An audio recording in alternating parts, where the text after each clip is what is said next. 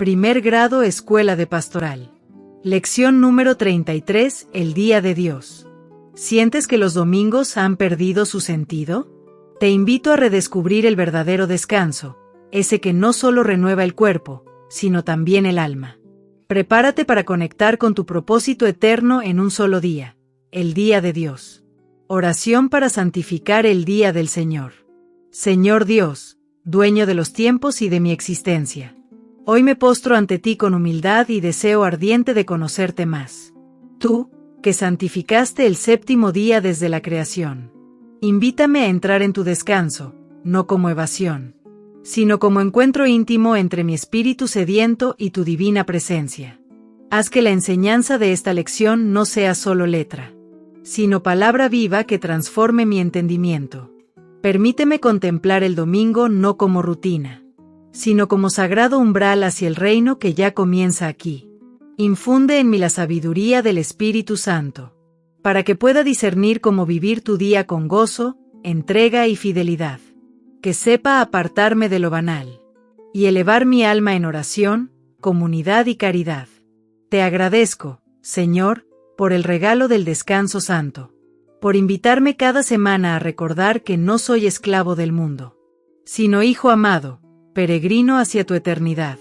Que al honrar tu día, santifique mi vida entera, y que mi ejemplo sea luz para quienes aún no conocen la alegría de consagrarte tiempo, corazón y obras.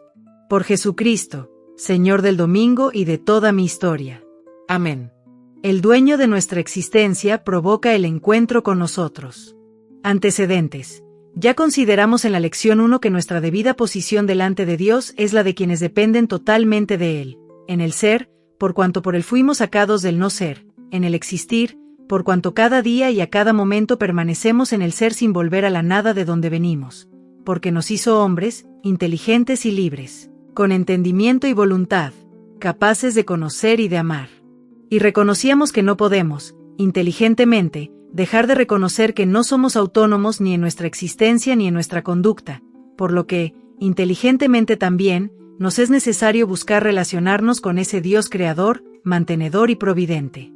Sacábamos en conclusión que si la religión es eso, relación con nuestro Hacedor, nos conviene por ella llegar a Él.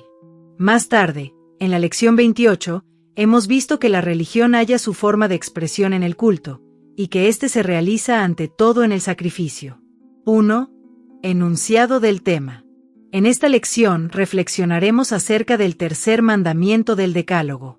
Recuerda el día del sábado para santificarlo. 6 días trabajarás y harás todos tus trabajos, pero el día séptimo es día de descanso para Yahvé, tu Dios. No harás ningún trabajo, ni tú, ni tu hijo, ni tu hija, ni tu siervo, ni tu sierva, ni tu ganado, ni el forastero que habita en tu ciudad. Pues en 6 días hizo Yahvé el cielo y la tierra, el mar y todo cuanto contienen, y el séptimo descansó. Por eso bendijo Yahvé el día del sábado y lo hizo sagrado. Éxodo 20, 8-11. 2. Desarrollo del tema. El derecho de Dios. Siendo Dios poseedor de tantos títulos de señorío sobre toda la creación, como sobre nosotros, incluidas nuestras vidas y nuestro tiempo, con todo derecho dicta su disposición acerca de cómo y cuándo debemos servirle, y del tiempo que hemos de consagrar a su servicio, por medio de este mandamiento. Así, bien podía haber dispuesto que viviéramos en continua actitud de servidumbre a su persona y que todos los días de nuestra existencia estuvieran consagrados a su culto. Sin embargo, en su infinita bondad y con absoluto desinterés de valerse de nosotros, dispone que únicamente le dediquemos a él el séptimo día, disposición que, como veremos adelante, mira para nuestro beneficio y no para provecho suyo. Aclaraciones al texto del mandamiento. Volvamos a recordar que la forma de expresión es la destinada a un pueblo primitivo de conceptos sencillos, y así, al dar razón de la disposición, el Señor adopta la manera humana de hablar. Él ha trabajado durante 6 días en la obra de la creación, y ha descansado el día séptimo, por lo que el hombre debe imitarle en esto. Es una enseñanza a la vez simple e inolvidable, por lo objetiva, va al objeto mismo de la enseñanza, cumplir con el descanso semanal. Necesidad del descanso. Bien sabía Dios que el hombre se apasiona por los bienes materiales y es dedicado, industrioso y trabajador, como debe ser, y que le es necesaria una regulación de sus actividades a fin de que las gradúe en relación con su resistencia. Por otra parte, el hombre corre siempre el riesgo de caer en una preferencia por lo material que ve y toca por el goce de los sentidos, sobre el espiritual que no ve y que puede parecerle que no existe.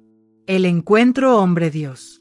El principal objeto del descanso semanal es que el hombre tenga la oportunidad por obligación de encontrarse con Dios en el plano espíritu-espíritu, para lo cual conviene que prescinda de todo lo temporal y material, sus preocupaciones todas y sus cuidados al máximo posible, para entregarse de lleno a lo que mira a su destino inmortal más allá de las cosas de este mundo. Sentido material del precepto.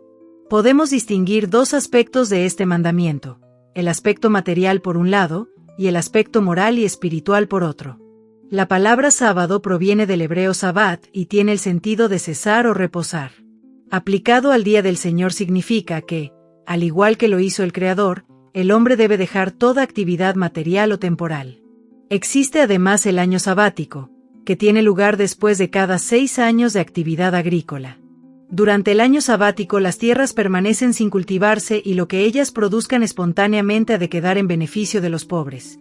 6 años sembrarás tu tierra y recogerás su producto. Al 7º la dejarás descansar y en barbecho, para que coman los pobres de tu pueblo, y lo que quede lo comerán los animales del campo. Harás lo mismo con tu viña y tu olivar. 6 días harás tus trabajos, y el 7º descansarás, para que reposen tu buey y tu asno, y tengan un respiro el hijo de tu sierva y el forastero. Éxodo 23, 10-12. Sentido moral y espiritual. Si bien la religión mosaica aparece en sus inicios con un predominante matiz basado en lo temporal, en ciertos aspectos se sublima a lo espiritual, y este es uno de ellos. El sábado tiene, sí, un fin de asegurador del vigor físico de hombres y ganado, pero incluye la intención de que durante el descanso los israelitas se dediquen a la oración y la reflexión de lo trascendental, y para ello el culto a Yahvé debe ocupar las horas del sábado, con lo que el día y el hombre se santificarán. Recuerda el sábado para santificarlo. Éxodo 28. Habló Yahvé a Moisés diciendo: Habla tú a los israelitas y diles: No dejéis de guardar mis sábados, porque el sábado es una señal entre yo y vosotros, de generación en generación, para que sepáis que yo, Yahvé, soy el que os santifico. Guardad el sábado, porque es sagrado para vosotros. Éxodo 31, 12-14. Santificación del sábado. Se ve, pues, que el sábado es santo, como todo lo que es de Dios, y todo lo que es de Dios comunica su santidad, y a su vez debe ser santificado, esto es, debe ser tenido en reverencia y veneración, tal como vimos al hablar de su santo nombre. Así dice Yahvé: velad por la equidad y practicad la justicia, que mi salvación está para llegar y mi justicia para manifestarse. Dichoso el mortal que tal haga, el hombre que persevere en ello, guardándose de profanar el sábado, guardando su mano de hacer nada malo. Isaías 56, 1-2. El sábado signo de liberación. Además de ser el sábado ese signo de santificación, es también signo de liberación. En efecto, el que está ocupado de las cosas temporales en cierta forma se encuentra al servicio de ellas. Al cesar este cuidado, queda el hombre liberado de las cosas materiales para ocuparse de las cosas del espíritu, y así es comparable a la salida de Egipto. Recuerda que fuiste esclavo en el país de Egipto y que Yahvé tu Dios te sacó de allí con mano fuerte y tenso brazo. Por eso Yahvé tu Dios te ha mandado guardar el día del sábado. Deuteronomio 5:15. El sábado y el templo. Existe una estrecha relación entre el día sábado y el templo. Ambos son consagración de Yahvé, ambos le pertenecen y han sido santificados por él, ambos los ha destinado a su culto. El sábado es su tiempo y el templo es su espacio o lugar al consagrado. Guardad mis sábados y respetad mi santuario. Yo, Yahvé. Levítico 19:30. De aquí que el tiempo consagrado a Dios ha de emplearse con la asistencia al templo para rendirle culto. Modos de observar el precepto. En sábado había dentro de Jerusalén sacrificios y asambleas de instrucción religiosa. Fuera de la ciudad santa se reunían en las sinagogas. Griego: psicoinoneo igual a participo, comunico, estoy unido con. Significa lugar de reunión con intención de establecer comunicación, donde se hacía oración, y se impartía instrucción por medio de la lectura de las Sagradas Escrituras y su comentario. Ya en la época mesiánica, Cristo es observador de esta costumbre, como pudimos verlo en el pasaje evangélico narrado en Lucas 4, 17-21, que se ilustra en la lección 9, segunda figura, cuando en día sábado asiste a la sinagoga de Nazaret. Correcta interpretación del precepto. Pero también se ocupa Cristo de que la observancia del sábado sea en su correcto sentido. Es el día dedicado al Señor, sí, pero también debe atenderse al sentido de la caridad. Entró de nuevo en la sinagoga, y había allí un hombre que tenía la mano paralizada. Estaban al acecho a ver si le curaba en sábado para poder acusarle. Dice al hombre que tenía la mano seca, levántate ahí en medio. Y les dice, es lícito en sábado hacer el bien en vez del mal, salvar una vida en vez de destruirla. Pero ellos callaban. Entonces, mirándoles con ira, apenado por la dureza de su corazón, dice al hombre, extiende la mano. Él la extendió y quedó restablecida su mano. Marcos 3, 1-5. Ver en sábado por los bienes temporales. Aún la conservación de los bienes temporales es permitida en sábado, mucho más la salud del hombre, y es la propia conciencia el mejor indicador que podemos tener para saber cómo debemos actuar conforme a la caridad cuando parece haber conflicto entre nuestras obligaciones hacia Dios y hacia el prójimo. Estaba un sábado enseñando en una sinagoga, y había una mujer a la que un espíritu tenía enferma hacía 18 años. Estaba encorvada, y no podía en modo alguno enderezarse. Al verla Jesús, la llamó y le dijo, mujer, quedas libre de tu enfermedad. Y le impuso las manos, y al instante se enderezó y glorificaba a Dios. Pero el jefe de la sinagoga, indignado de que Jesús hubiese hecho una curación en sábado, decía a la gente, hay 6 días en que se puede trabajar, venid, pues, esos días a curaros, y no en día de sábado. Replicóle el Señor, hipócritas. ¿No desatáis del pesebre todos vosotros en sábado a vuestro buey o vuestro asno para llevarlos a abrevar? Y a esta, que es hija de Abraham, a la que ató Satanás hace ya 18 años, no estaba bien desatarla de esta ligadura en día de sábado. Lucas 13, 10-16. Cristo Dios, dueño del sábado. Una de las declaraciones que Cristo vino a hacer de su divinidad fue con relación al uso del sábado, del que como Dios es dueño y dispone a voluntad. Un sábado sus discípulos sintieron hambre y fueron criticados por los enemigos de Jesús porque cortaron espigas y las comieron. Cristo reprocha la crítica recordando que David en momentos de emergencia comió con sus soldados del pan sagrado del templo, y concluye con respecto a la observancia del sábado. El sábado ha sido instituido para el hombre y no el hombre para el sábado. De suerte que el Hijo del Hombre también es Señor del sábado. Marcos 2, 23-28. Con esto nos enseñó de manera inequívoca que hay ocasiones en que aún lo consagrado a Dios queda postergado porque la caridad con el prójimo lo pide, por lo que termina recordando la profecía de Oseas, porque yo quiero amor, no sacrificio, conocimiento de Dios, más que holocaustos. Oseas 6:6. Mateo 12:6. Misericordia quiero, que no sacrificio. El verdadero descanso es en Dios, no en el sábado. El autor de la carta a los Hebreos nos explica el verdadero sentido del descanso, el que debemos buscar, el que no se condiciona al día ni la hora, sino en la unión con Dios, en cuyo seno solamente existe para nosotros verdadero descanso. Por eso, como dice el Espíritu Santo, si oís hoy su voz, no endurezcáis vuestros corazones como en la querella. El día de la provocación en el desierto, donde me provocaron vuestros padres y me pusieron a prueba, aún después de haber visto mis obras. Durante 40 años. Por eso me irrité contra esa generación y dije, andan siempre errados en su corazón, no conocieron mis caminos. Por eso juré en mi cólera, no entrarán en mi descanso. Salmo 95, 7-11. Esforcémonos, pues, por entrar en ese descanso, para que nadie caiga imitando aquella desobediencia. Hebreos 3, 7-11 y 4:11. Completo descanso no será en esta vida.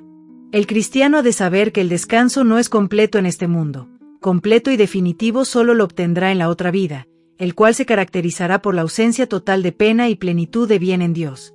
Luego oí una voz que decía desde el cielo, escribe, dichosos los muertos que mueren en el Señor. Desde ahora, si dice el Espíritu, que descansen de sus fatigas, porque sus obras los acompañan. Apocalipsis 14:13. Luego las obras, y no la ley, son las que han de ganarnos el eterno descanso. Los apóstoles cambian el día de descanso.